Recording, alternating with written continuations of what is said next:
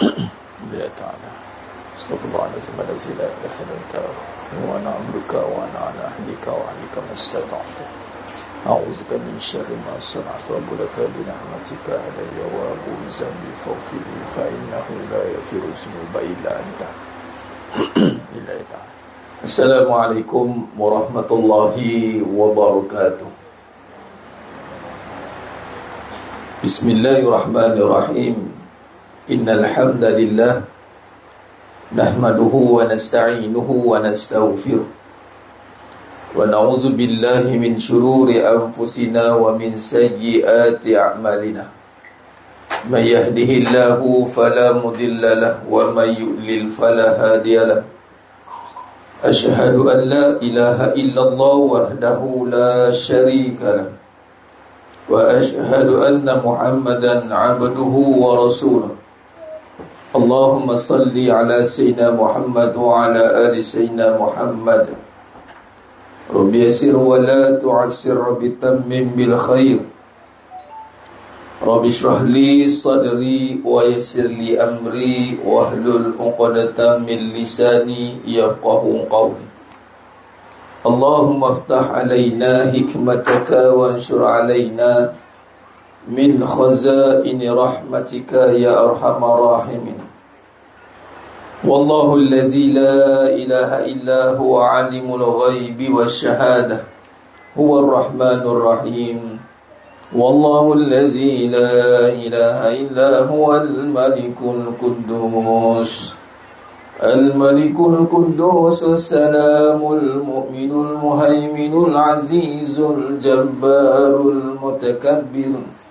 Subhanallahi amma yushrikun.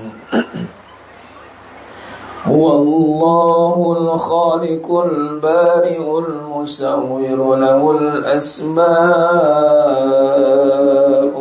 husna.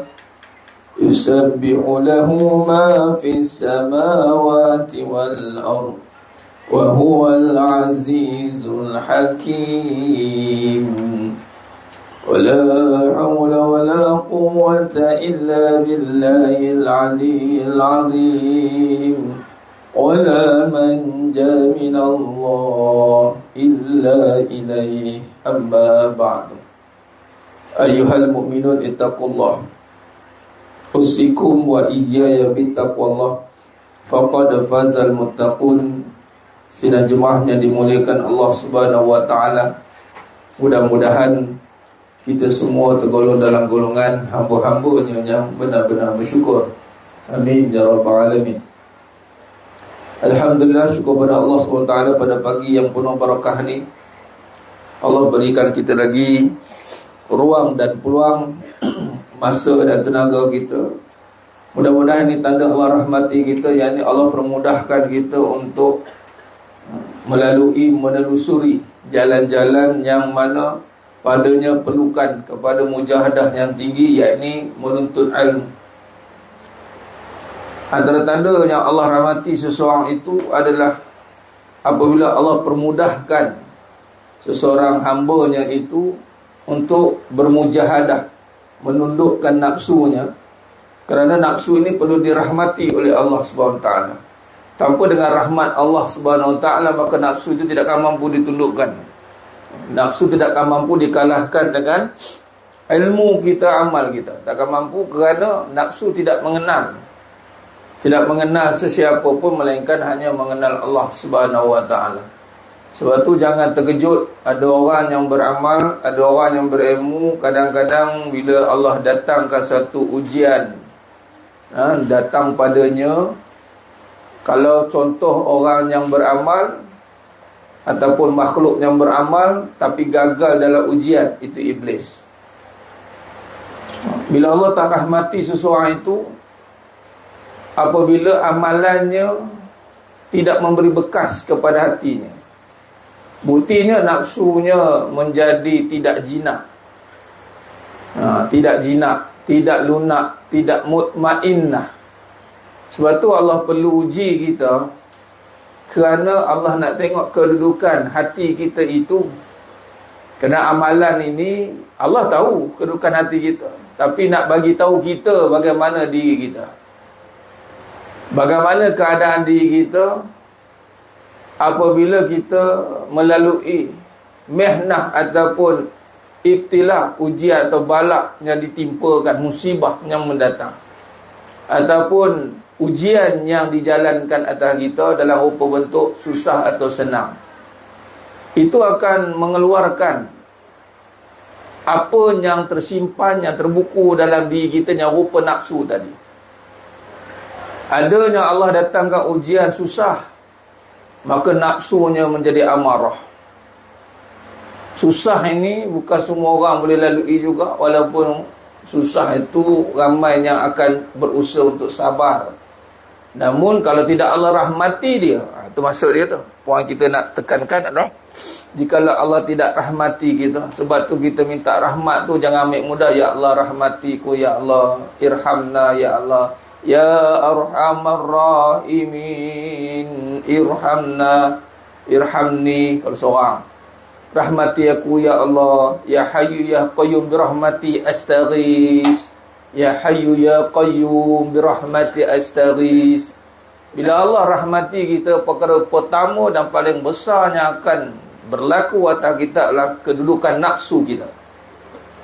Mujahadah kita itu akan mendapat pertolongan Allah Subhanahu Taala, sehingga nafsu kita tidak jadi nafsu yang melulu. Nafsu yang mana tidak membentak, memberontak. Kalau dia senang pun dia boleh jadi amarah juga. Dia jadi tamak, haloba, bakhil, bongkak, sombong. Boleh. Kalau susah pun sama, teruk lagi. Dah lah susah, bongkak pula tu. Kalau bongkak sebab senang tu ala kulihal lah, tahulah sebab dia senang. Ni susah pun bongkak juga. Allah, teruk benar tu. Tapi dua-dua keadaan tidak boleh kita berada pada keadaan itu, kerana ia tidak dirahmati. Nafsunya Allah rahmati itu adalah nafsu yang mampu mendepani situasi mujahadah.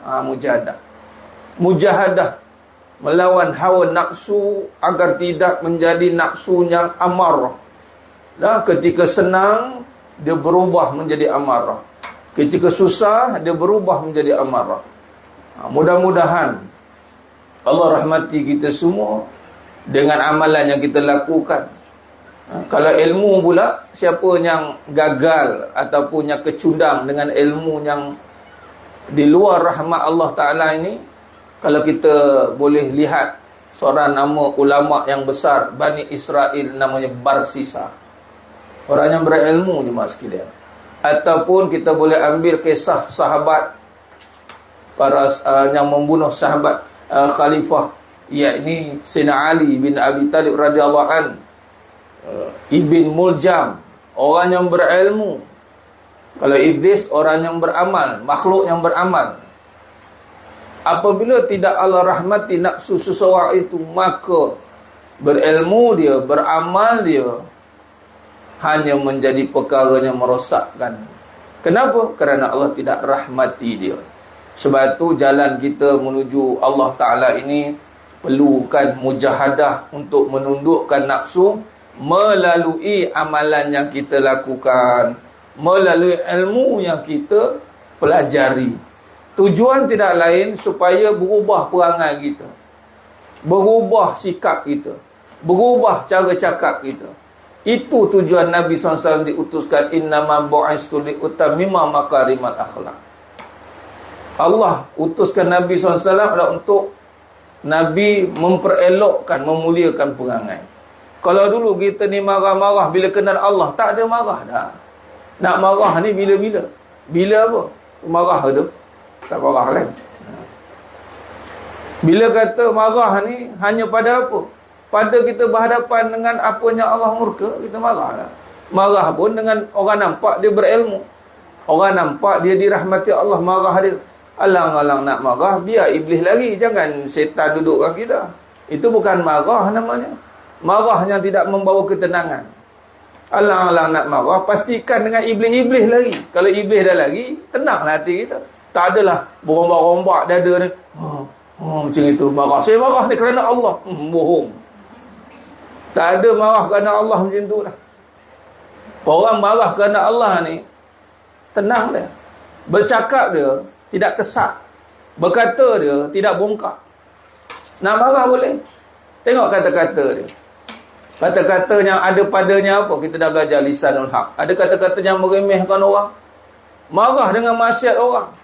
Tapi kita buka haib dia. Mengatakan tak guna, ustaz tak boleh pakai, dia bukan betul, bukan ini. Dia remehkan terus. Salah. Salah. Walaupun kamu melihat benda tu salah. Kalau salah itu perlu diubah dengan apa? Dengan kebaikan. Bukan dengan kesalahan yang menyalahkan lagi. Orang pandai menyalahkan. Orang pandai nampak salah dan menyalahkan. Tapi tidak pandai untuk membetulkan. Sebab tu penting rahmat ni. Mohonlah rahmat Allah. Supaya kita ni dipimpin oleh Allah. Menundukkan nafsu amarah kita. Buang perangai-perangai yang suka meremehkan orang. Perangai-perangai yang suka meletakkan kedudukan yang lebih kita tinggi daripada orang. Ni iblis dah lalui jemaah sekalian. Iblis dah lalui, dah gagal. Kita beramal seciput je pun. Maka jangan kita rosakkan amalan kita dengan perkara-perkara begitu. Sia-sia amalan kita. Sia-sia. Allah datangkan ujian tu dalam tafsir Ibn Katsir. Tafsir At-Tabari. Surah Al-Anbiya ayat 35. Wala nabluukum bisyarri wal khair fitnah wa ilaina turja'un. Kata Imam At-Tabari meletakkan bahawa Allah datangkan kita dua rupa bentuk keadaan susah, buruk dan baik. Allah untuk melihat keadaan kita kembali kepada Allah atau tidak. Itu saja. Allah datangkan orang buruk kepada kita, bukan nak burukkan dia. Allah datangkan orang buruk, perangai buruk pada kita, bukan kita nak burukkan dia. Patutnya orang datang, Allah datangkan orang buruk pada kita untuk kita berdoa kepada Allah, baikkan dia. Itu kembali kepada Allah patutnya. Orang buruk datang pada kita, kita pun dengan alasan kita menjauhi dia. Dengan alasan apa? Takut kita ni termakan, terkesan dengan keburukan dia. Rupanya kita dah memburukkan dia. Dengan apa? Dia tu buruk. Tak boleh lah, aku tak boleh dekat dengan dia. Dia tu buruk. Apa alasan kita nak jawab dengan Allah? Adakah datang orang buruk tu tiba-tiba? Adakah datang orang buruk tu tiba-tiba atau didatangkan oleh Allah? Adakah Allah datangkan suami berperangai buruk itu tiba-tiba? Cabaran paling besar adalah bila tengok keburukan, kita rasa kita ni boleh lebih daripada dia.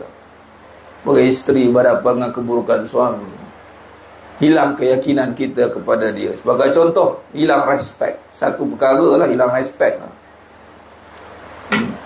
Datang pula orang baik pada kita. Adakah kerana kita nak terpengaruh dengan kebaikan dia, akhirnya kita melupakan Allah Subhanahu Wa Taala yang mendatangkan kebaikan itu, akhirnya kita tak bertambah taat? Adakah kita yakin dengan datang suami yang baik kita akan bertambah baik? Ataupun datang suami baik, maka kita pun mengambil kesempatan atas kebaikan dia, kita pun tak ubah perangai sebab tak kena marah. Suami baik, suami saya sabar tu dengan perangai saya. Kalau saya mengajuk jalan kaki 100 km tu, dia biar dia saya jalan kaki, dia tunggu saya balik rumah. Gila suami macam itu. Apa kesan pada isteri tu? Nak suami baik, rupanya ada udang sebalik ni supaya nak menerima keburukan dia. Akhirnya berubah? Tak. Allah datangkan orang baik, Allah untuk kita bertambah baik. Cukup takut duduk dengan orang baik. Takut kita tak bertambah baik. Yang bimbang duduk dengan orang baik, kita buruk orang. Jadi kedua-dua keadaan baik buruk ni ujian. Kedua-duanya ujian. Bila kita kaji balik, ya Allah, ujian tu aku mana? Baik ke buruk ke, aku ni di mana? Di mana kedudukan kita? Wa ilaina turja'un, kita kembali kepada Allah atau kita kembali kepada diri kita dan kita kembali kepada orang itu? Ini hati-hati jemaah sekalian. Mudah-mudahan Allah rahmati kita, Allah rahmati nafsu kita, Allah rahmati kata-kata kita, Allah rahmati perbuatan kita, Allah rahmati seluruh hidup kita, agar kita mampu menjadi orang yang dekat dengan Allah dengan sifat rahmah, ramah dia, halim dia, menunduk dia. Allah takkan rapat dengan orang yang mendongak ke langit. Kerana syarat seorang hamba Allah itu adalah hauna. Alladzina yamshuna 'alal ard hauna. Merendah diri. Kadang-kadang ni nak pergi ke tahap merendah diri ni, ya Rabb, dia satu perjalanan yang sangat sukar. Kerana apa? Kerana kita merasakan diri kita tak layak direndahkan.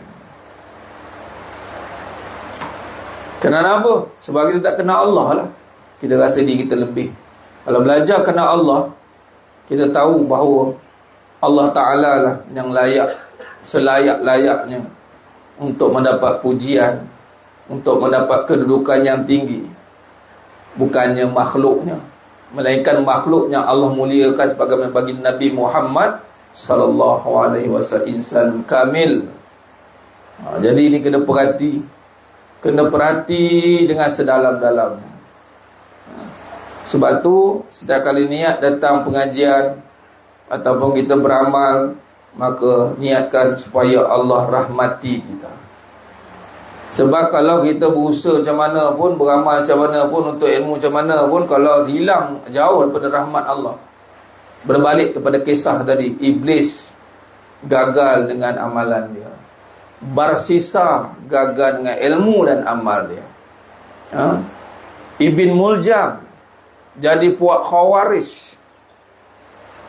Ini contoh-contoh yang Allah tampilkan kepada kita untuk kita mengambil pengajaran dan bergantung kepada Allah.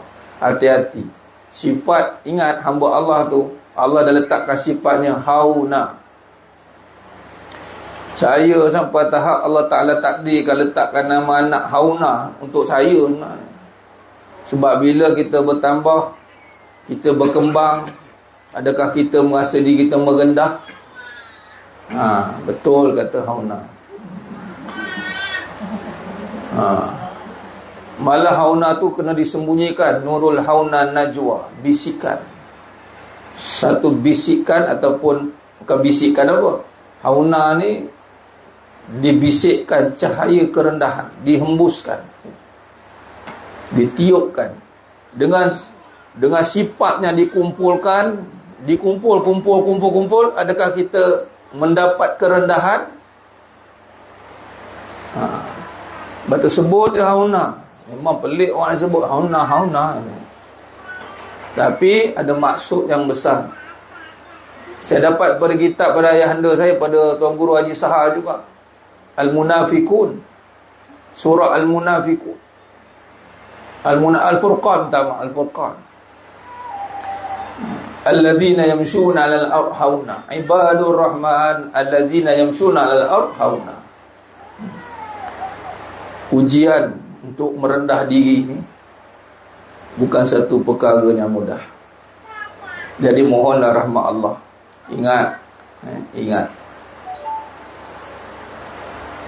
Jemaah yang muliakan Allah SWT, alhamdulillah, meneruskan kajian sejarah atau kajian sifat 20 sejarah dan kupasan pendekatan akidah karangan Tuan Guru Dr. Nik Muhammad Syukri Nikwan hafizahullah ta'ala alaih, rahimahullah ta'ala alaih. Mudah-mudahan Allah rahmati beliau, jaga beliau, seluruh keturunan beliau ditempatkan di kalangan orang saleh dan salehah, dimasukkan syurga tanpa hisab. Amin ya rabbal alamin. Mudah-mudahan karangan beliau ini menjadi jariah untuk beliau dan juga kepada siapa yang menelusuri kajian ini, mengikuti pengajian ini.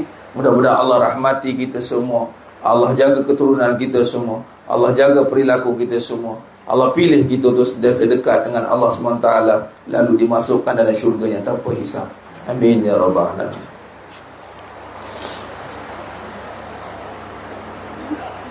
Allahumma salli ala sayyidina Muhammad wa ala sayyidina Muhammad.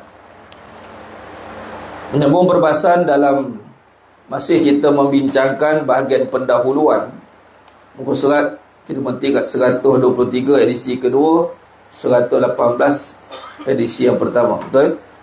Alhamdulillah. Pada perenggan yang terakhir, selain sifat-sifat tersebut, ini merujuk kembali kepada golongan salafiyah, perenggan yang di atas, turut mengemukakan 13 sifat menurut pandangan yang rajih.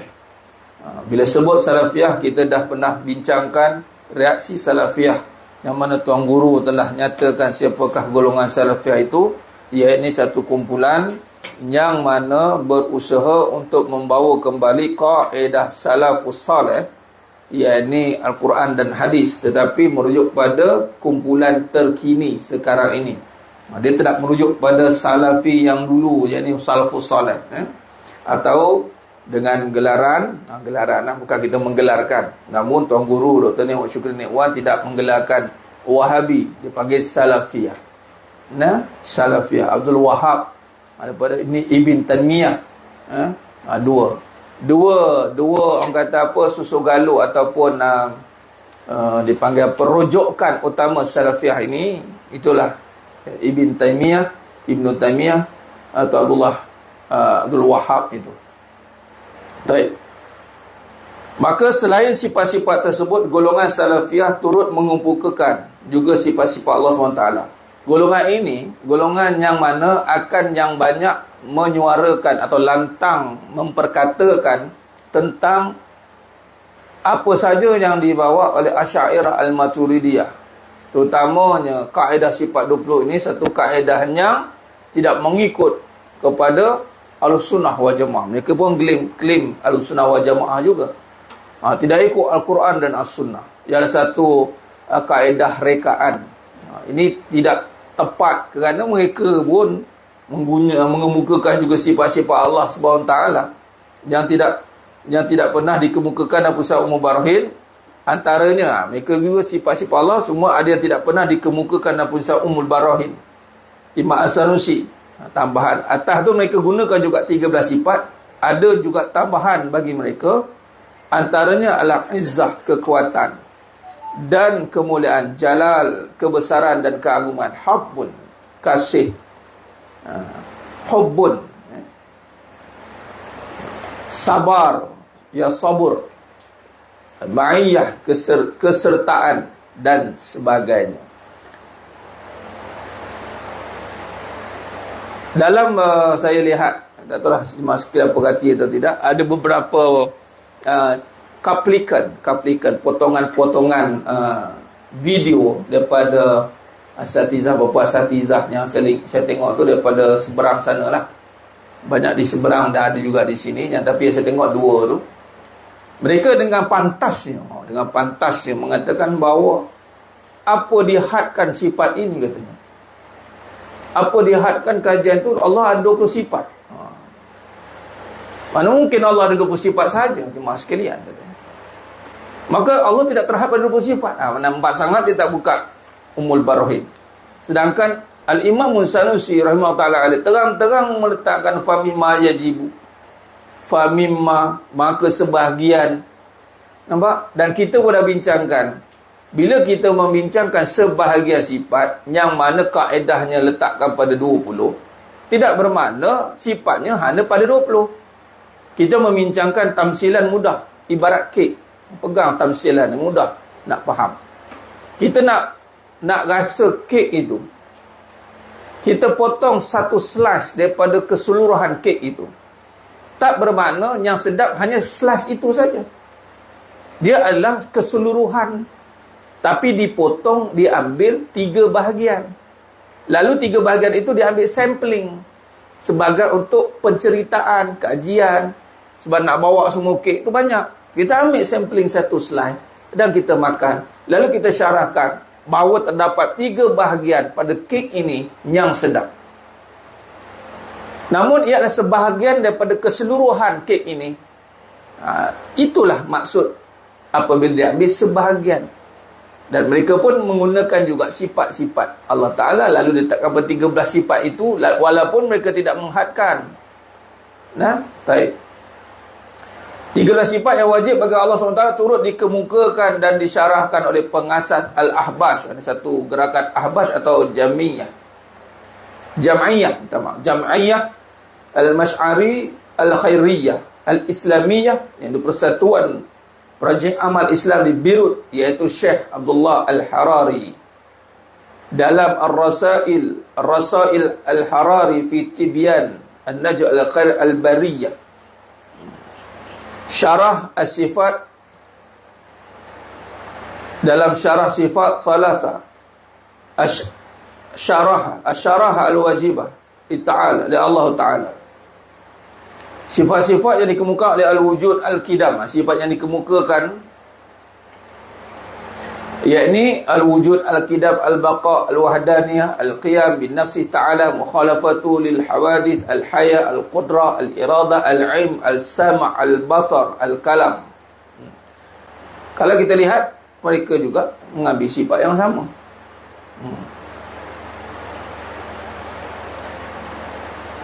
Penulisan Al-Harari itu turut dikembangkan oleh Syekh Dr. Jami' Alim Al-Hasaini, pemimpin Jam'iyah Al-Masyayikh Al-Sufiyah, Persatuan Syekh Sufi di Lubnan, melalui laman Facebook beliau 2021. Bersamaan 13 sifat yang wajib bagi Allah SWT dengan aliran Ahbas, bukan bermaksud sama seperti aliran Al-Ahbas. Aliran Al-Ahbas yang dikenali sering bersikap mudah mengkafir. Ni kalau kita dengar nanti ada satu aliran Ahbas ni, yang dikenali sering bersikap mudah mengkafir, menyesatkan sesama Muslim, mengamalkan pendekatan mengutuk, mencerca dan memasukkan kalam pihak lain. Tengok, mana-mana pendekatan ajaran yang bersikap ekstremis ia akan bertentang dengan Islam. Kita tidak mendidik sifat, ini Nabi tidak mendidik kita untuk ekstremis. Islam itu mengajar kita untuk wasata, kesederhanaan. Teruk macam mana pun keadaan seseorang tu, kita tak akan mencerca dia. Teruk macam mana keadaan seseorang tu, kita tak akan memaki hamun dia. Jadi kalau dia itu bicaranya begitu begini tentang Allah, ma'rifatullah begitu begini, tapi di saat orang sentuh peribadi dia, kemudian dia mencerca kawan itu, keluarlah daripada pengajian itu. Saya secara perjalanan, selingan, saya bersyukur kepada Allah Ta'ala. Ada Allah jalankan perjalanan yang menyentuh peribadi-peribadi perjalanan pengajian kan. Tapi ibarat Allah cabut rasa untuk mencerca tu lah. Sebab kita tak tahu diri kita macam mana. Dia ada dalam diri kita, hidup ni, dia akan ada, dia panggil turning point. Turning point atau hot button. Dia ada satu point nanti, kalau dia sentuh, dia akan berubah perangai. Ya, aku tak sangka lah dia kucing tu. Tak sangka lah. Minta jauh daripada benda tu. Minta jauh lah. Jangan sampai Allah uji kita, keluar true colour kita. Ni lah, kumpulan macam tu, Al-Ahbas ni, dia true colour dia mengutuk, mencerca, mengkafirkan. Kau tak betul, dia keluar tanpa sedar tu. Sebab tu jangan, sebab Allah SWT akan, sebelum kita balik berjumpa Allah, Allah akan bersihkan. Dia akan terpisah dua golongan. Golongan yang dibersihkan, atau golongan yang kekal dengan kotornya. Sebab tu fa'alhamaha fujuruha wa taqwaha. Beruntunglah Allah mengilhamkan sukma kefasikan dan keburukan. Beruntunglah mereka yang menyucikan, merugilah mereka yang mengotorinya. Cara nak tanggal mudah. Bila datang satu perkara yang menyentuh kepribadian atau kumpulan golongan kita, orang hina, orang kutuk, apabila diri kita sedar diri kita hina, so tak rasalah terhina. Tu je lah. Ini masalah rasa diri mulia tu, masalah tu. Rasa diri mulia, rasa terhina kita. Rasa diri itu tak pernah menzalimi, lalu rasa dizalimi rasa. Bila rasa diri itu bermula, tengok selevel Nabi Adam AS, Nabi kan, pun rasa Rabbana zalamna anfusana, menzalimi diri sendiri. Setara Nabi pun merasa menzalimi diri sendiri. Walhal Nabi maksum kan. Ini kita tak habis-habis, saya dizalimi, saya dianiayai, saya dizalimi. Awak siapa? Walaupun betul lah ada perbuatan yang menzalimi itu, kita tak nafikan. Tapi orang yang benar-benar jalan dia mengenal sifat Allah. Sebab tu tauhid ni penting ni mas sekalian. Antara nak menanggalkan situasi itu adalah dengan kita benar-benar membenarkan akidah kita tepat dan jelas, sehingga tidak ada lagi ekstremis dalam hati kita, dalam diri kita. Tak ada dah. Orang kutuk kita, hina kita. Betul lah tu apa yang dihina tu. Ya, dia buka aib kita. Biarlah dia buka. Kenapa nak biarkan? Dah Allah kata, siapa yang buka aib orang, Allah buka aib di akhirat nanti. Tu je. Selagi mana kita tak buka aib orang, jangan takutlah. Bilakah kita pernah mengaibkan orang satu ketika dahulu?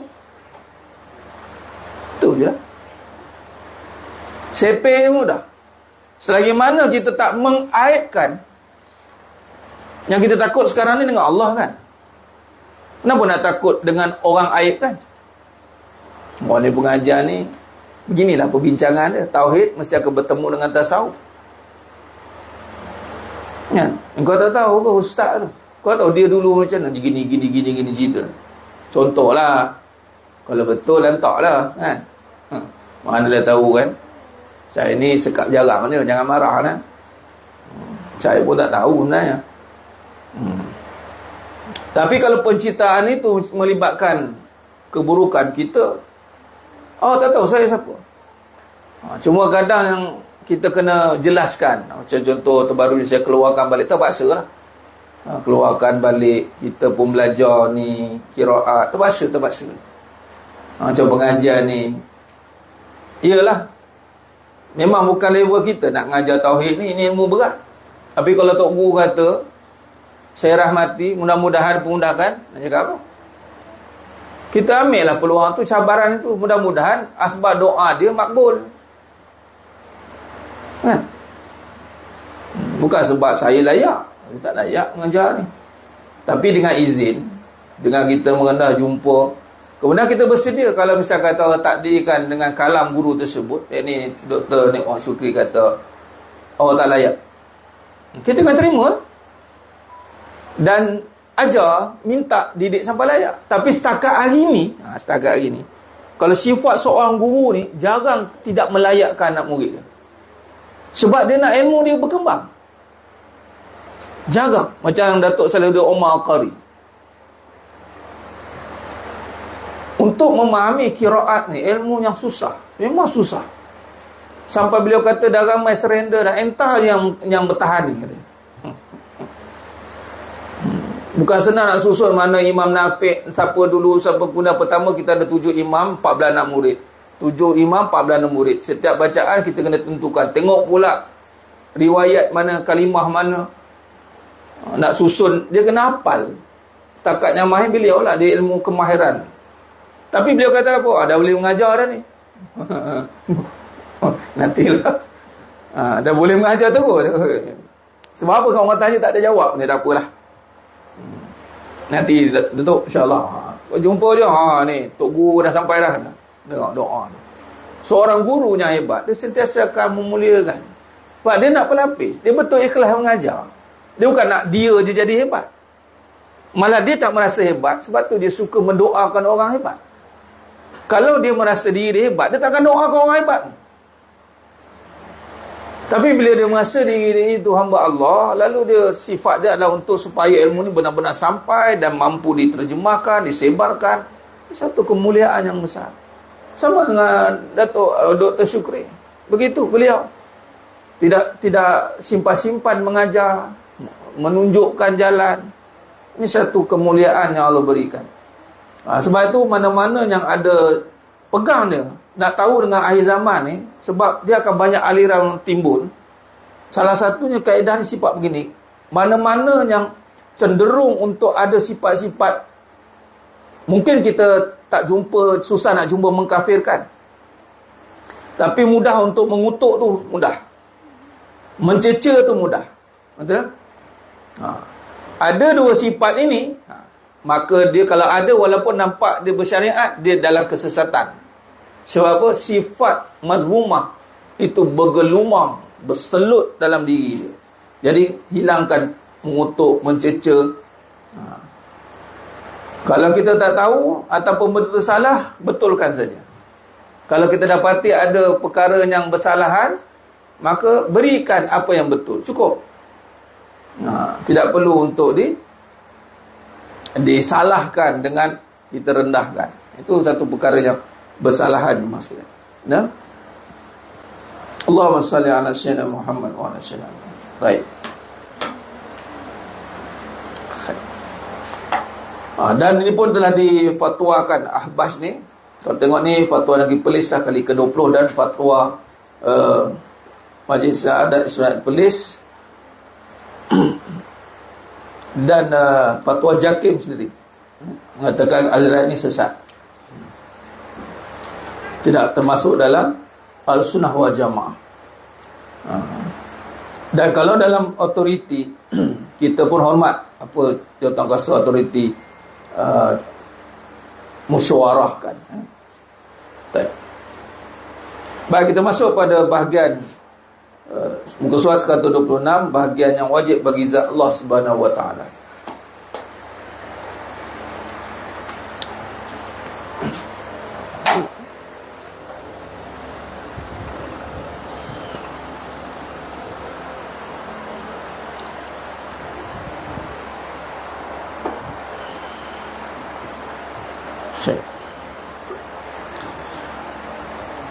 Maka kita masuk dalam perbahasan bahagian yang wajib bagi zat Allah Subhanahu wa taala.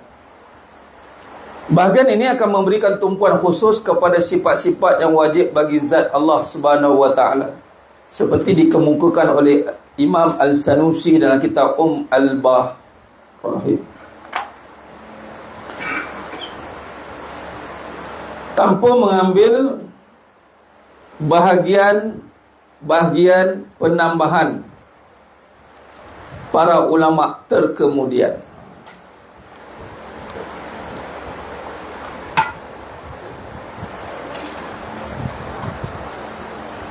Itu ada spelling error.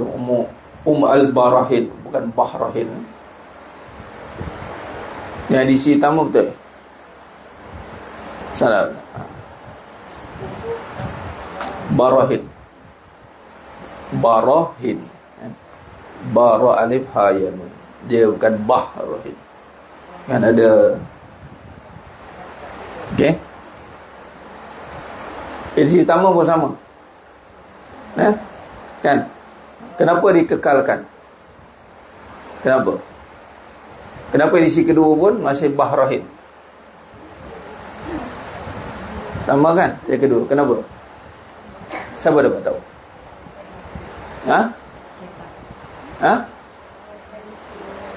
Suruh talaki. Ada nanti bahagian muka surat belakang, ada yang Dr. Remain, ada tertinggal. Hanya yang bertalaki saja akan tahu salah makna. Itu coding juga tu, teknik dia panggil. Dan tersilap tu, dia Remain silap. Kalau edisi ke-4 tetap ada kesalahan. Rupanya siapa yang bertalaki dia akan nampak lah. Kalau tak bertalaki dia tak jumpa. Jadi nak tahu dia bertalaki ke tidak, dia tahu kat mana yang nak dibetulkan dalam kitab. Ini antara kaum guru kata sini daripada kitab-kitab lama pun sama. Jadi tak lama ada yang masih dikekalkan. Dicetak lagi masih kekal. Rupanya untuk talaki, untuk menunjukkan dia bertalaki. Supaya tadilah teliti, betul lah tu. Bila bertalaki maka kita teliti. Okey. Baik.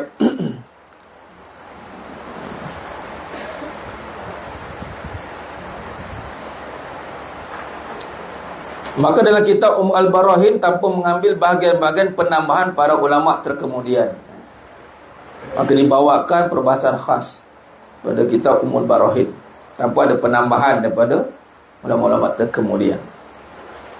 Imam Al-Sanusi membahagikan sifat-sifat yang wajib atau yang mesti ada pada zat Allah Subhanahu wa taala kepada 4 bahagian.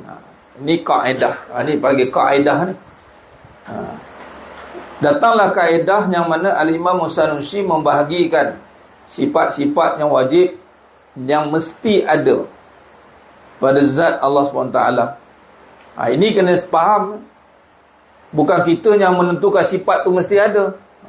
Ni kadang-kadang orang yang tidak mengikuti pengajian ini, dia kata kita pula menentukan sifat bagi Allah.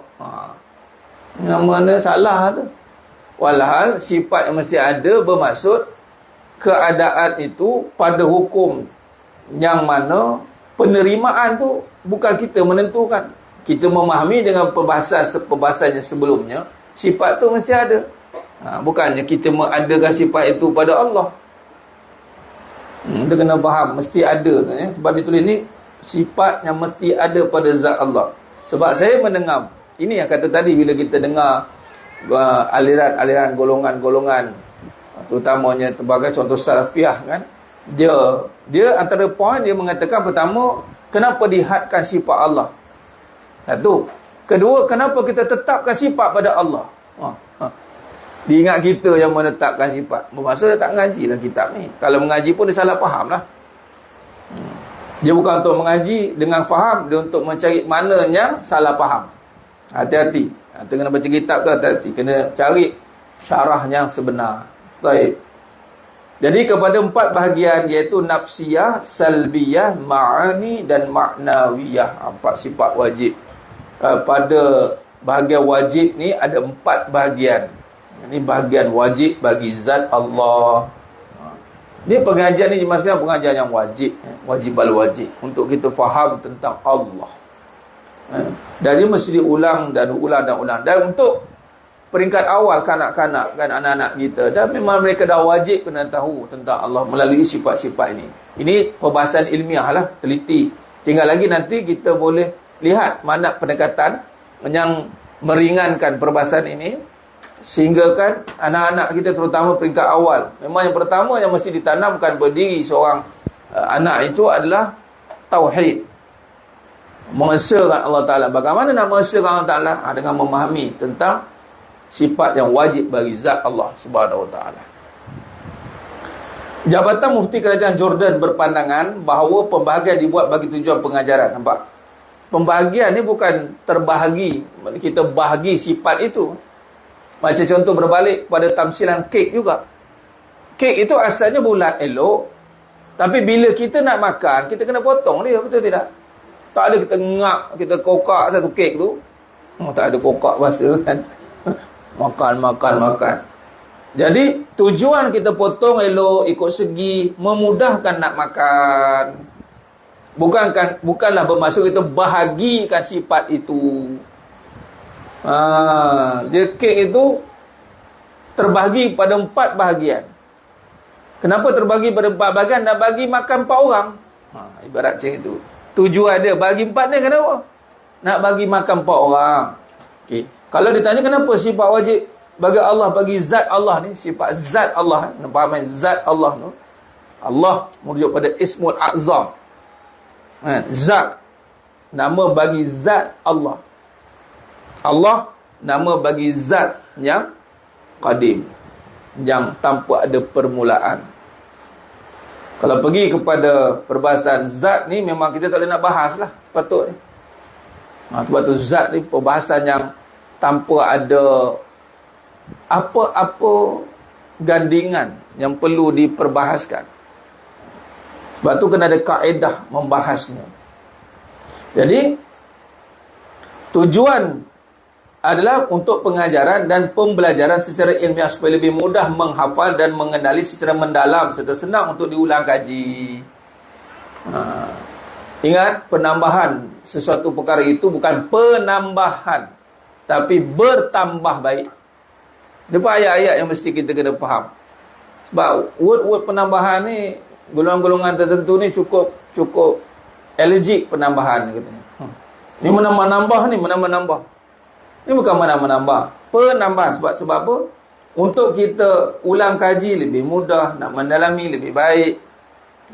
Jadi kaedah yang dibawa itu ada penambahan untuk menambah kebaikan kita memahaminya, bukan menambah-nambah dalam agama. Anda faham kan?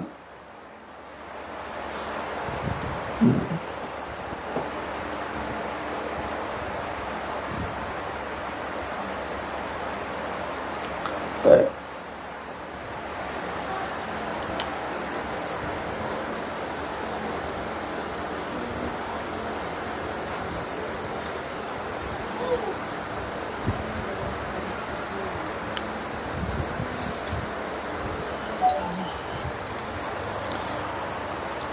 Al-Hudhudi turut menjelaskan perbezaan antara keempat-empat bahagian tersebut.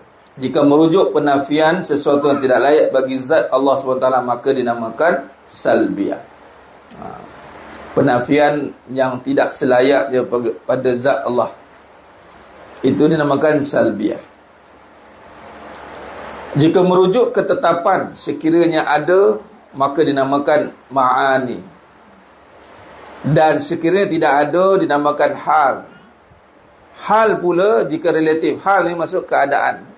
Hal. Kalau kita rujuk pada nanti di setiap pengakhiran, Tuan Guru ada sediakan rujukan. Ada tuliskan ke situ nombor 1 kan. Cara tengok dia. Pergi kepada tu. Muka surat kalau edisi kedua 162. Yang belakang setiap bab pada penghujung dia panggil nota hujung. Okey. Bila ada nombor 1 kat situ, okey. Apa maksud dia? Pergi rujuk nombor 1. Hal adalah mufrad, yang ini tunggal. Daripada perkataan jamak ahwal, mengikut al-fadhali, hal tidak naik kepada martabat ada sehingga dapat disaksikan, dan tidak juga menurun kepada martabat tiada hingga tiada langsung. Bahkan ia adalah antara ada dan tiada, atau dengan kata lain, di pertengahan antara ada dan tiada, seperti gerak dan diam. Gerak bukanlah suatu yang ada dan bukan juga satu yang tiada. Begitu juga diam. Oleh demikian, kita tidak dapat asingkan antara gerak dan diam dari suatu objek. Itu hal, situasi. Nak kata tak ada pun tak ada, nak kata ada pun. Sehingga nyata, gerak tengah diam. Tak ada gerak dia, bergerak pula. Macam mana nak kata tak ada gerak sehingga menyatakan tak ada? Tapi bergerak dia. Bila diam, dia bergerak. Bila gerak, dia diam sekejap lagi. Dia panggil hal. Ahwal, situasi, keadaan itu. Maka di sini sifat ma'ani itu ada jika menuju kepada ketetapan. Sekiranya ada, maka dinamakan ma'ani, ketetapan. Dan sekiranya tidak ada, dinamakan hal. Yakni hal pula jika berkaitan relatif dengan sifat ma'ani, maka dinamakan hal maknawiyah. Jika tidak relatif, tidak ada kaitan, ada hubung kait, bahkan ia berdiri dengan zat, maka dinamakan hal nafsiyah. Itu kalimah-kalimah yang kita kena garis bawah untuk kita perhalusinya pada kemudian nanti. Kita faham dulu di dalam bahagian yang wajib bagi zat Allah ni, perbincangan tentang apa? Tentang bahagian 4 sifat wajib pada zat Allah Ta'ala ni dibagi pada 4. Maka dalam perbahasan Al-Imam Hudhudi memberikan penjelasan tentang salbiyah itu apa, yakni satu penafian yang tidak layak bagi zat Allah. Sifat tu nanti menafikan apa yang tak layak. Okey. Kemudian sekiranya merujuk ketetapan, sekiranya ada, maka dinamakan ma'ani, sifat yang ada tu, maka sifat ma'ani. Dan sekiranya tidak ada pada sifat ma'ani itu, maka ada ahwal dia ada kaitan dengan, sekiranya hal itu ada kaitan dengan sifat ma'ani, maka dipanggil ma'ani, tapi ada kaitan dengan berdiri dengan zatnya saja, itu dipanggil hal nafsiyah. Itu Imam Hudhudi pecahkan. Baik. Syekh Ahmad turut memberi alasan penamaan bahagian-bahagian di atas bahawa dinamakan sifat nafsiyah. Kenapa? Sesuai dengan nisbahnya pada nafsi. Nafsi yang bererti zat, kerana sifat ini memerlukan kepada zat. Manakala dinamakan sifat salbiyah, ini Imam Syekh Ahmad pula tadi Al-Hudhudi. Ini Syekh Ahmad mendefinisikan, mentarifkan nafsiyah yakni sesuai dengan nisbahnya kepada nafsi, yang berarti zat, kerana sifat ini memerlukan kepada zat. Manakala dinamakan sifat salbiyah, yang berarti makna nanti yang berdiri pada. Okey. Okey, ada gangguan lain. Kita ulang balik. Tadi dia freeze sekejap. Okey. Menurut Syekh Ahmad, turut memberi penjelasan atau memberi makna ataupun alasan penamaan bahagian-bahagian di atas, iaitu 4 sifat, 4 bahagian pada sifat zat Allah SWT itu nafsiyah, iaitu sesuai dengan nisbahnya kepada nafsi, yang berarti zat, kerana sifat ini memerlukan kepada zat. Manakala dinamakan sifat salbiyah, yang berarti nafi, kerana ia menafikan kekurangan bagi Allah Subhanahu Wa Taala. Selain itu dinamakan sifat ma'ani, kerana ia mempunyai beberapa makna yang berdiri pada zat Allah Subhanahu Wa Taala. Dan dinamakan sifat ma'nawiyah, kerana ia memerlukan pada sifat ma'ani. Yakni ma'nawiyah ni adalah kupasan ataupun lanjutan daripada sifat ma'ani.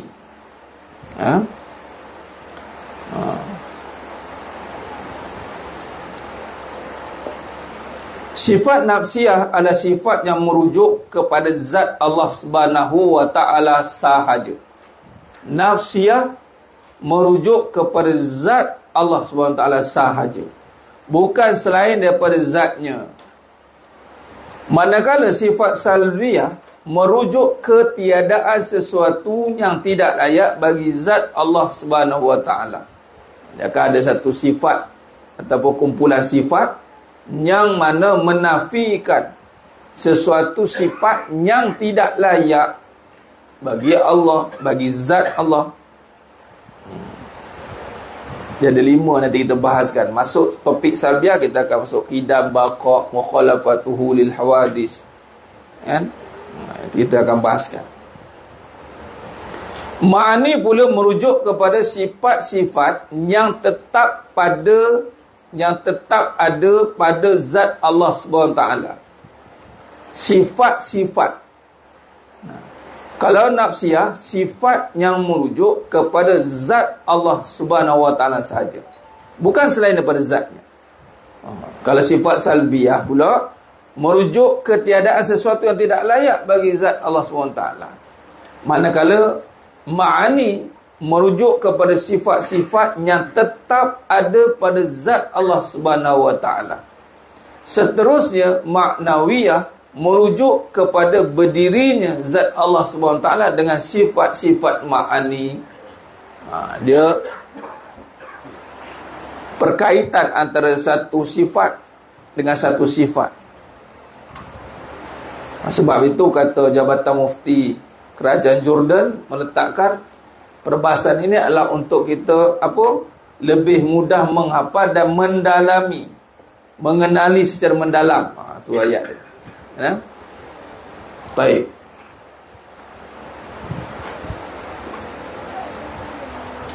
FB okey tak ke? Ke masih hang lagi? Masih okey dah tak?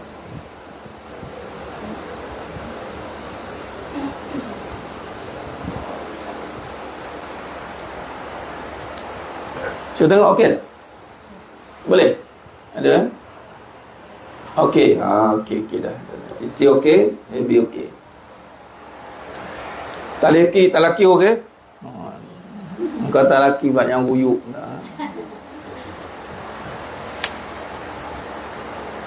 Cuti sekolah ada kan? Nanti kita cuti sekali.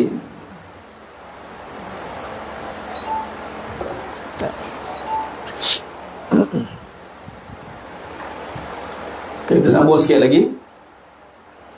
Mengikut Imam Al-Sanusi, bahagian nafsiyah satu sifat sahaja, iaitu al-wujud. Al-Imam Al-Sanusi meletakkan nafsiyah itu ada satu saja sifat, yakni al-wujud.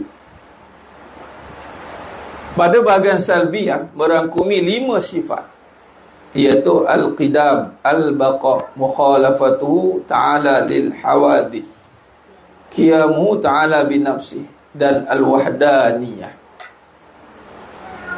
Seterusnya bahagian ma'ani ada 7 sifat, iaitu al-qudrah, al-iradah, al-ilm, al-haya, al-sama', al-basar dan al-kalam. Manakala bahagian ma'nawiyah merujuk 7 sifat juga, iaitu kaunuhu qadiran, muridan, aliman, hayyan, syami'an, basiran dan mutakalliman. Nampak? Jemaah sekalian, kita dah tahu dan sifat ni lama dah. Buku lama kita mengaji sebab antara asas pengajar sifat 20 kan. Tengok, antara sesuatu perkara bila Allah nak kita kebaikan, rujuk pada hadis, may yuridillahu bi khairan yufaqihu fiddin. Barang siapa yang Allah nak berikan dia kebaikan, Allah beri dia kefahaman dalam agama. Dan ketika ini, saat ini, Allah pilih kita untuk memahami kembali ilmu yang telah pernah kita pelajari, untuk kita memperhalusinya. Ini mudah-mudahan sebagai tanda Allah rahmati hidup kita, jemaah sekalian. Amin ya rabbal alamin. Ini ilmu asas, usuluddin, teras kepada kehidupan beragama. Lalu kita memperhalusi balik, kita ulang balik sifat ini, dan kita nak memahaminya dengan lebih terketik, lebih tersusun dan teratur. Malah kita nak memahami dengan sejarahnya, bagaimana perbahasan sifat 20 ini. Masya Allah. Ini satu bagi saya anugerah besar lah, yang tak terbanding dengan dunia dan sisinya bagi saya lah.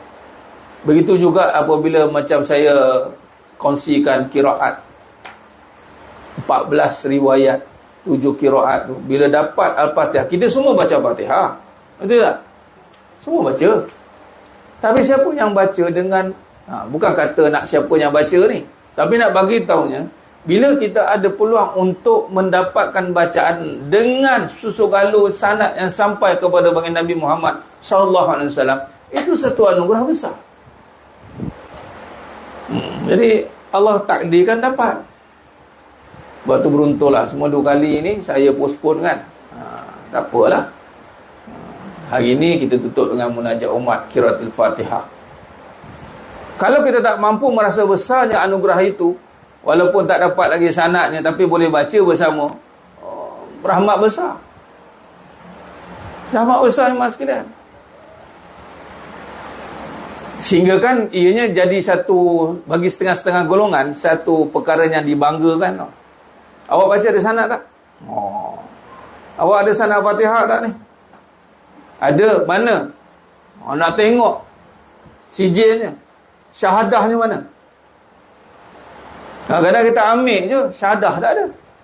Syahadah ni sijil kan, yang saya sharekan tu. Kalau siapa tak pernah nampak apa sijil ijazah sanad, itulah dia. Dan biasa kalau sebut ijazah sanad ni, memang dia pertama dengan Quran dulu. Sebab Al-Quran perlukan sanad kerana dia ada fasahah. Jadi musyafah, ada baca. Dia guru akan tengok, ada ismamnya, ada ni, kalau tak sampai ada amzahnya, dia dengar. Itu nama talaqi. Kemudian baru turun pada ilmu-ilmu yang lain. Jadi talaqi yang pertama ni adalah Al-Quran. Sebab nak dengar bacaan. Siapa nak dengar bacaan kita? Kadang-kadang kita baca syok sendiri je kan.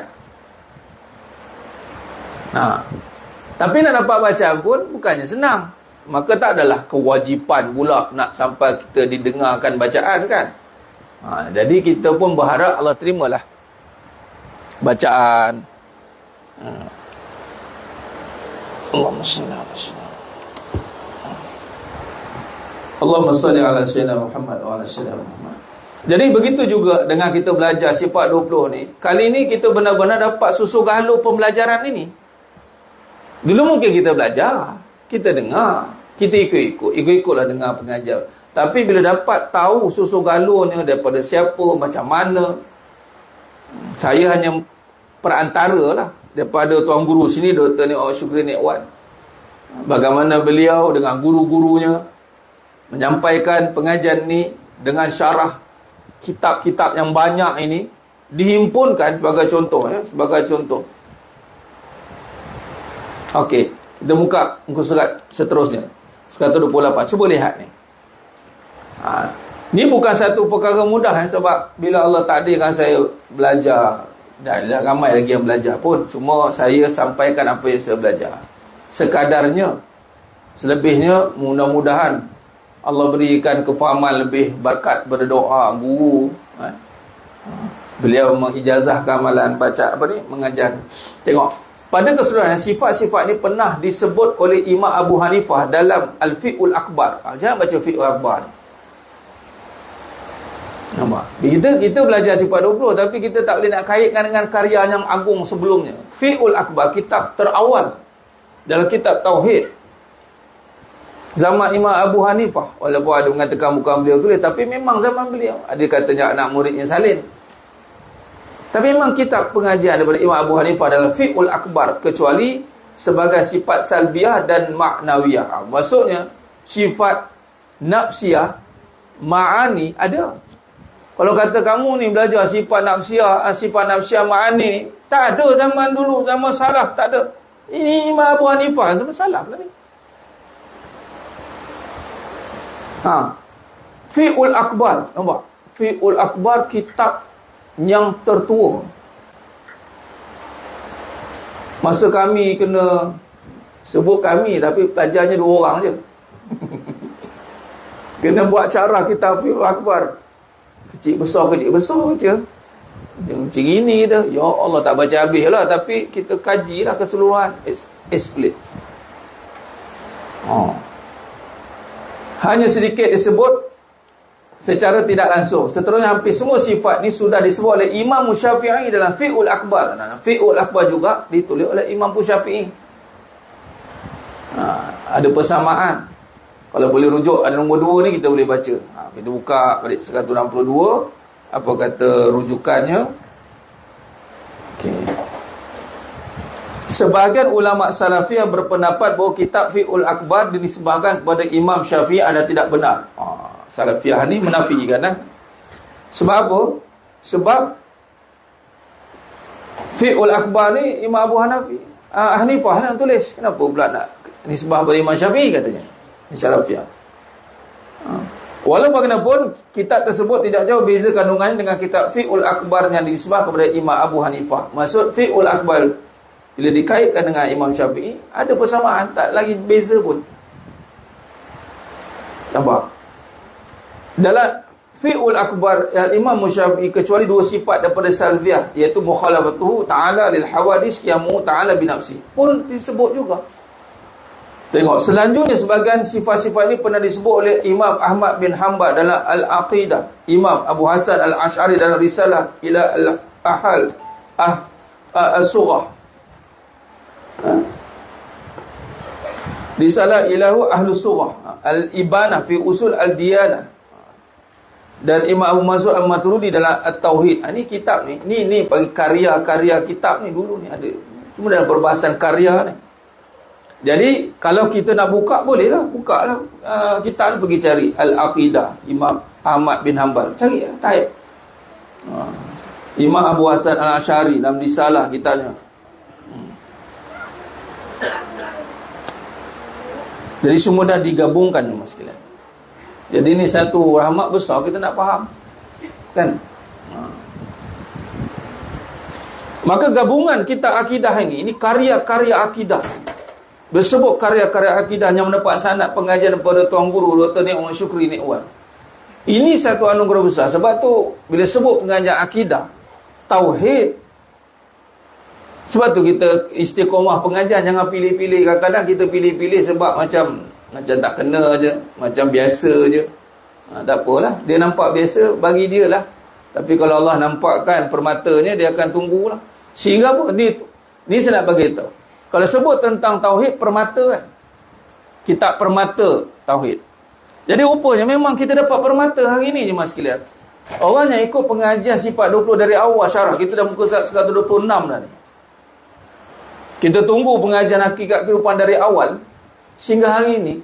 Sekarang kita dapat pengajian akidah tauhid yang jelas.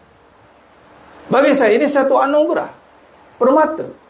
Katalah macam mana pun, tinggallah macam mana, rugi lah. Siapa yang meninggalkan rugi lah.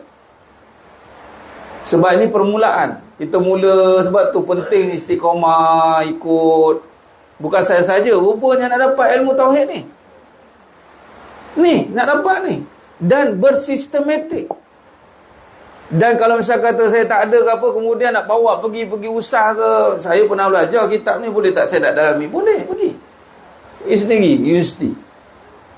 Dan disahkan oleh tuan guru sendiri. Jadi boleh kata tuan guru jumpa ke, nanti saya dah share gambar tuan guru kan. Bagi tahu tuan guru belajar dengan anak murid tuan guru ni. Tak barik, ya. Dia mengesahkan. Dia sanad tu tak putus. Walaupun pengajian ni halus kan, berat.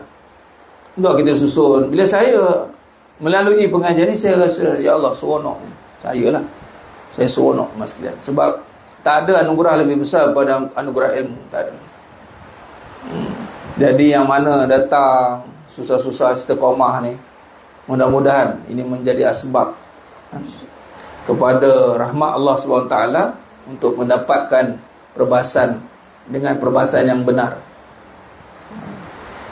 Kita boleh belajar kitab banyak. Contoh, cuba kita buat ulang kaji. Cuba buka hasil karya Musnad, nama-nama kitab. Okey, Musnad 86 edisi kedua. Kita buat ulang kaji sikit.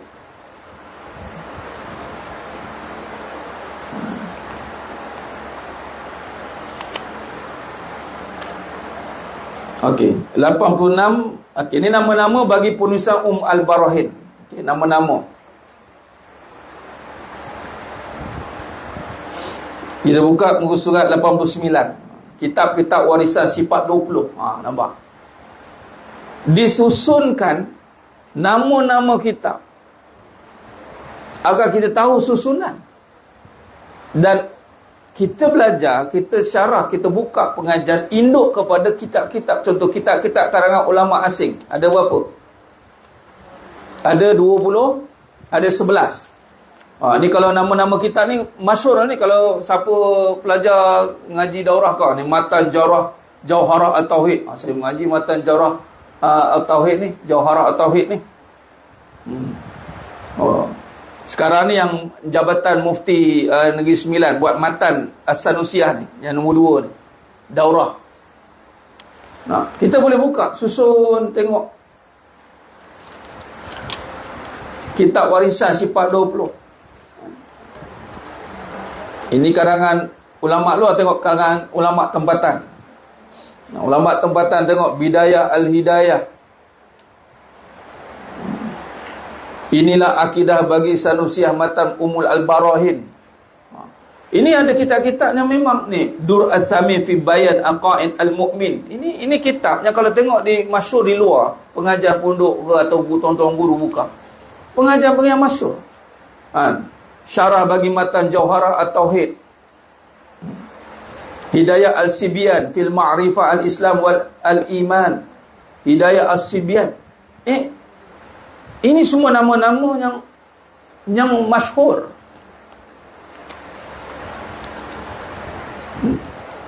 Ni Faridah Al-Faraid nombor 10. Fil Al-Aimim Al-Aqaid. Banyak tengok. Sampai ada berapa? Sampai ada 29 kitab yang terhasil daripada Barahin. Ini warisan kitab Melayu, Jawi. Nampak? Jemaah sekalian, bila kita duduk pengajian ni, kita boleh listkan, kita belajar semua nama-nama kitab. Walaupun kita tak pergi kepada satu-satu kitab, tapi setiap kitab ada syarah dia. Tengok bawah ni, ada ceritakan siapa tulis himpunan Wan Ismail, contoh Aqidah Faridah.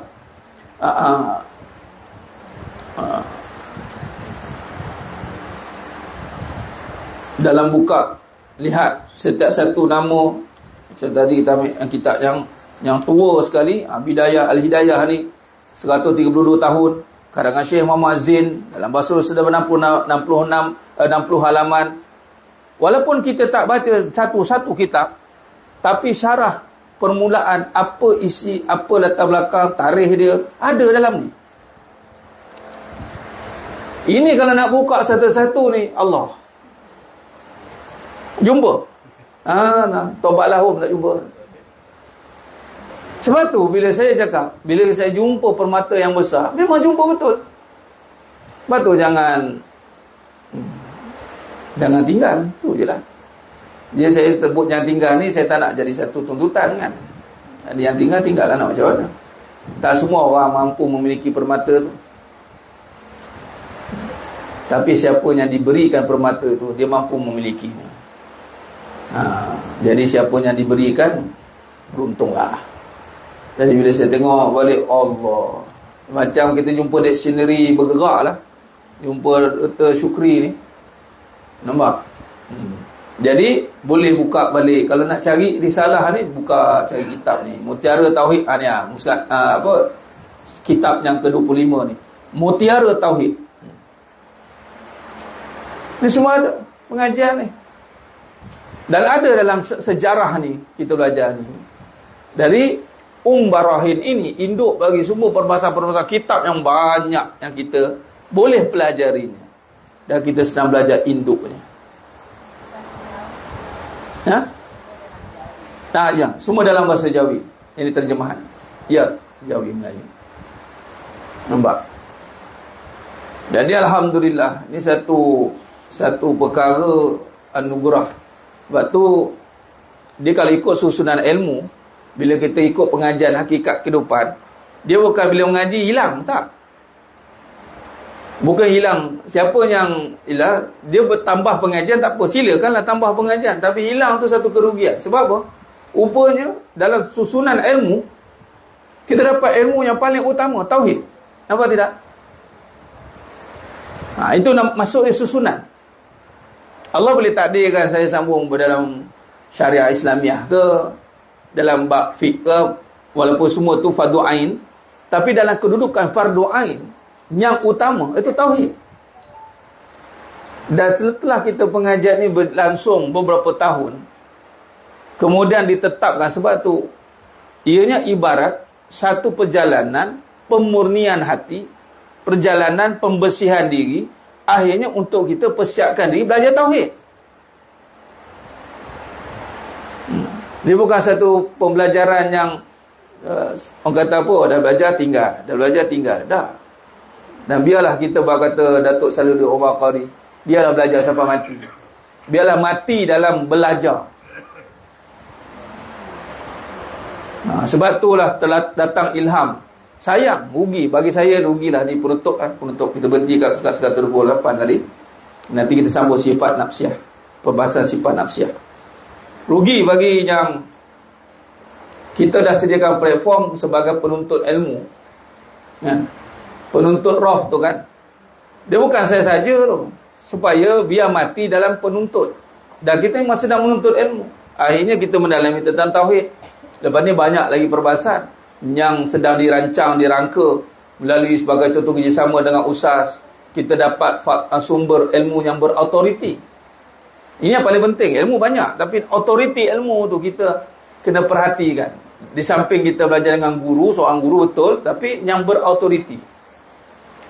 Kan antara perkara yang kena dalam pengajian ni dari awal, contoh kan, persoalan tentang autoriti, background, start macam mana, siapa, dia ni siapa. Kita cari guru yang lebih berautoriti, tak apalah. Akhirnya sampai juga autoriti tu. Akhirnya yang dapat ni dengan sabarlah. Keyakinan itu akan dibayar oleh Allah SWT, bukan percuma je mas sekalian. Sebab tu bila daftar atau masuk sebagai niat sebagai penuntut tu, supaya biar mati dalam menuntut ilmu. Ini saya dapat ni daripada Tuan Guru Datuk Salihuddin Omar Qari, 30 juzuk nak habiskan 14 riwayat 7 qiraat. Saya baru juzuk yang kedua Al-Baqarah 120 muka surat, 121 tersilap. Silap saya muka surat. Baru juzuk kedua. Ada 28 juzuk lagi. Saya tanya kat Datuk, bila nak habis tu, mati. Baguslah mati dengan belajar. Kita ni nak cepat habis je. Saya tak, biar lambat.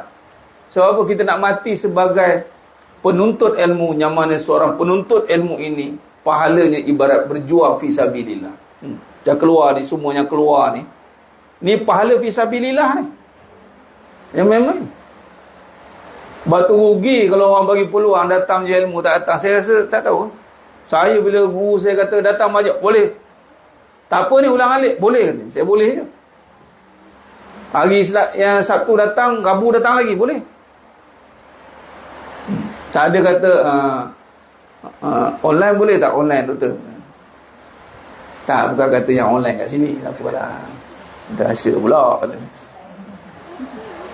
Makam online dia. Kan? Terbanglah pula makam talaki. Jangan kata buat apa. Jangan.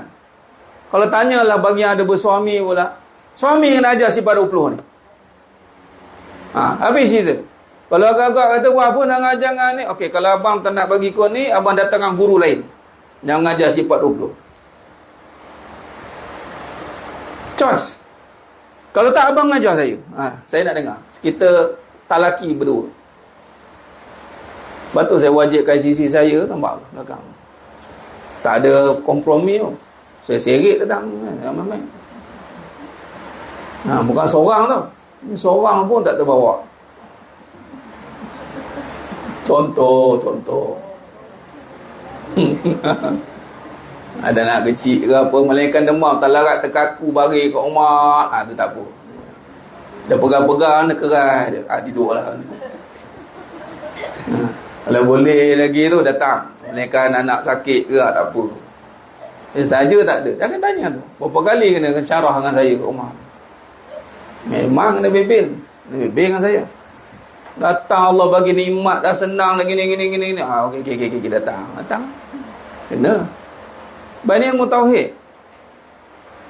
Ilmu tauhid, ilmu yang tak ada kompromi. Bila Rabah radhiyallahu anhu belajar untuk dapatkan tauhid, kena 4 batu. Sumayyah kena sula. Hamba kan. Kita apa kesusahan kita belajar tauhid? Kita kena question lah tu. Nabi mengajar dan bukan Nabi belajar dengan Jibril AS lah. Kena pulau, kena halau. Susah. Bukan senang-senang. Kita ambil senang-senang. Kan? Allahumma salli ala sayyidina Muhammad wa ala sayyidina Muhammad. Baik. Jadi usahakan satu tempat yang memang kewajipan ni memang kena usahakan. Jadi tak ada alasan. Kata tuan guru saya, Dr. Dewa Syukri, waktu saya belajar ni, dah gelap pun ada. Saya tak tahu datang macam mana, tahu-tahu sampai. Satu, keduanya syarah kitab bahasa Arab semua. Walaupun dulu lah saya belajar bahasa Arab, bukan kita teruskan ke Timur Tengah ke kan. Tak adalah kemahiran tu, tapi dia takkan tanya, tak ada alasan. Tak mahu tu, saya tak pandai ni. Tak ada. Dah masuk, saya pandai lah cari. Ambil lah translator ke apa ke. Zaman sekarang zaman canggih kan. Tak ada excuse. Dan kalau kata background, saya bukan background. Kalau katalah bukan background, tapi sebab beliau melihat background tak background, tauhid ini wajib. Belajar. Buka syarah kitab, suruh syarah lagi. Lepas tu dia akan ajarlah kita tengok mana yang tak betul, dia betulkan. Itu yang penting. Nah.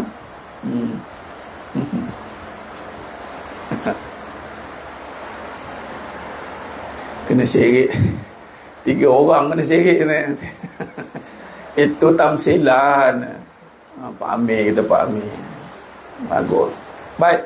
Wallahu alam, kita tutup dengan munajat umat iman sekalian. Mudah-mudahan keberkatan majlis ilmu ni dan keberkatan daripada suratul Fatihah, maka Allah angkat segala hajat kita, Allah jauhkan daripada segala musibah, segala kesusahan, kesukaran, Allah berikan seluas-luasnya kemudahan insya-Allah. Baik.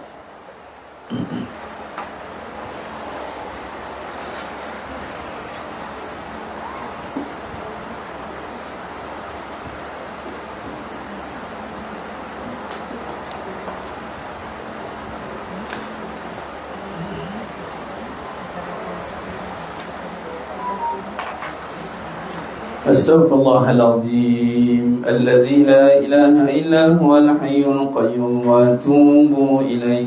أستغفر الله العظيم الذي لا إله إلا هو الحي القيوم وأتوب إليه. أستغفر الله العظيم الذي لا إله إلا هو الحي القيوم وأتوب إليه. بسم الله الرحمن الرحيم. الحمد لله رب العالمين الرحمن الرحيم مالك يوم الدين إياك نعبد وإياك نستعين اهدنا الصراط المستقيم صراط الذين أنعمت عليهم غير المغضوب عليهم ولا الضالين آمين. بسم الله الرحمن الرحيم. الحمد لله رب العالمين الرحمن الرحيم مالك يوم الدين إياك نعبد وإياك نستعين اهدنا الصراط المستقيم صراط الذين أنعمت عليهم غير المغضوب عليهم ولا الضالين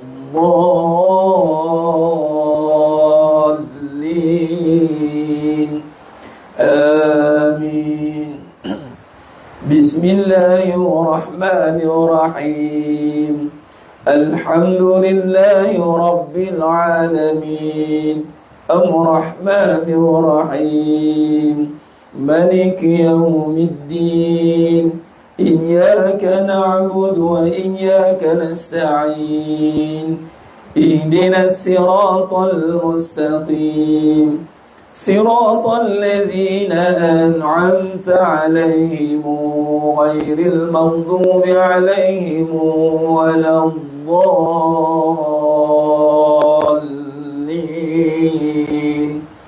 آمين.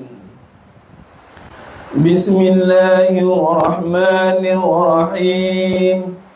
الحمد لله رب العالمين الرحمن الرحيم مالك يوم الدين إياك نعبد وإياك نستعين اهدنا الصراط المستقيم صراط الذين أنعمت عليهم غير المغضوب عليهم ولا الضالين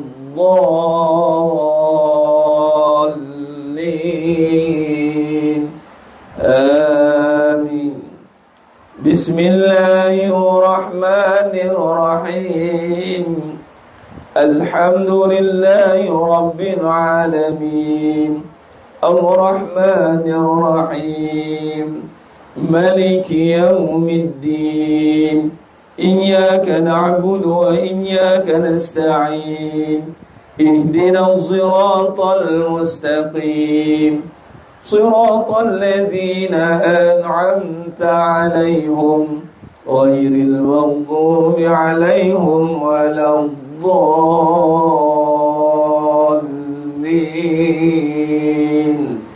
آمين. بسم الله الرحمن الرحيم.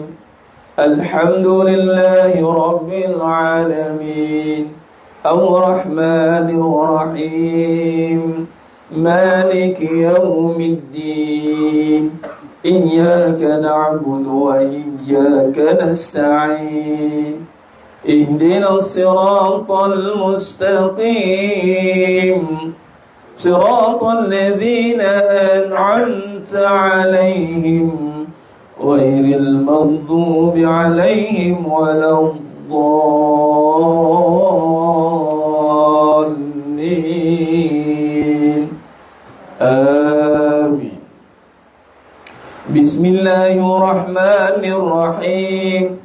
Alhamdulillahi Rabbil Alamin Ar-Rahmanir Rahim Maliki Yawmiddin Iyyaka na'budu wa iyyaka nasta'in Ihdinas siratal mustaqim Siratal ladzina an'amta 'alaihim ghairil maghdubi 'alaihim waladdallin.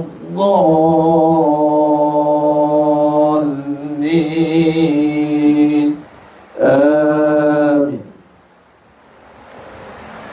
Bismillahirrahmanirrahim.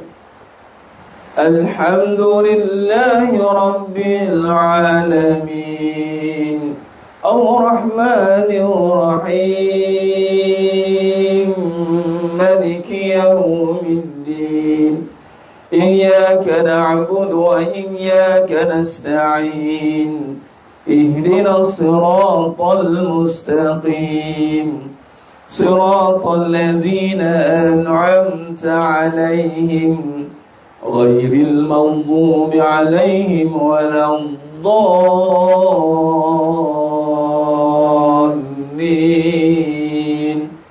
Amin.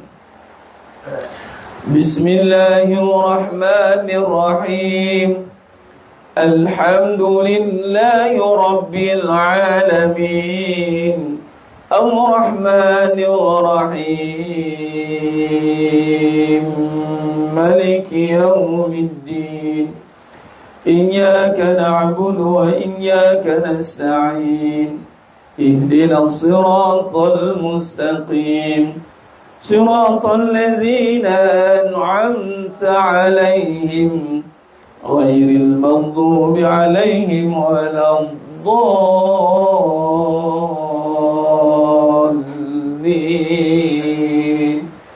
Amin. Allahumma bilhaqqil Fatihah wa bihaqqil ladzi jaa'a bil Fatihah wa bihaqqika man unzilat 'alaihil Fatihah nas'aluka an ya Allah fi kulli hajah ya Rabb. Khususan pun negara Malaysia ya Allah dan seluruh negara-negara umat Islam, khususan Palestin, jauhkan daripada balak bencana malapetaka ya Allah, banjir besar, kemarau berpanjangan, kesusahan, kepayahan ya Allah. Bebaskan daripada cekaman musuh-musuh Islam ya Allah. Hancurkan ya Allah, hancurkan bulan Zionis ya Allah, laknatullah. Nas'aluka an ya Allah fi kulli hajat ya Rabb, khususan pada semua jemaah yang ada pada hari ini ya Allah. Kabulkan segala hajat kami ya Allah, urusan kami ya Allah, dunia akhirat ya Allah. Permudahkan ya Allah dengan semudah-mudahnya ya Allah. Lapangkan dengan selapang-lapangnya ya Allah. Nas'aluka an ya Allah fi kulli hajat ya Rabb.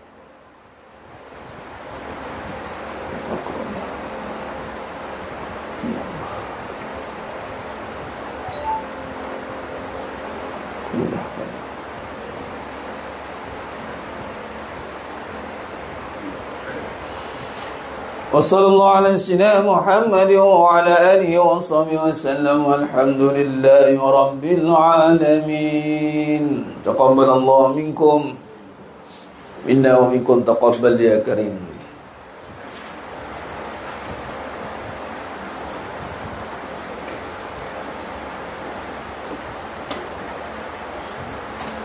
Alhamdulillah, syukur kepada Allah Subhanahu wa taala, berakhir kita majlis kita pada hari ini. Talaqi sifat 20 sejarah dan kupasan pendekatan akidah dan perbahasan hakikat kehidupan. Dan alhamdulillah kita telah pun akhiri juga dengan munajat umat. InsyaAllah mudah-mudahan dengan bihaqqil Fatihah, dengan kebenaran suratul Fatihah, dengan keberkatannya yang telah kita lazimi bacakan setiap malam dan setiap kali talaqi ini, Allah berikan kebaikan yang sebaik-baiknya dunia dan akhirat. Amin ya rabbal alamin. Sehingga bertemu lagi pada perjumpaan yang seterusnya. InsyaAllah, walaupun maaf daripada saya kekurangan, kata-kata itu kurang bicara dalam penyampaian, hanya Allah Ta'ala sajalah yang mampu menyempurnakan perbahasan kita pada pagi yang penuh barakah ni. Aku laqali hadza wa astaghfirullahaladzim li wa lakum wa billahi taufiq wal hidayah. Wassalamualaikum warahmatullahi wabarakatuh. Kita tangguh dengan tasbih kafarah dan suratul Asr. Subhanakallahumma bihamdik asyhadu an la ilaha illa anta astaghfiruka wa atubu. Bismillahirrahmanirrahim. Wal 'asr. Innal insana fi khusr illa alladhina amanu wa amilus solihat wa tawassaw bil haqqi wa tawassaw bis sabr. Wallahu a'lam bissawab. Takbir. Allahu akbar.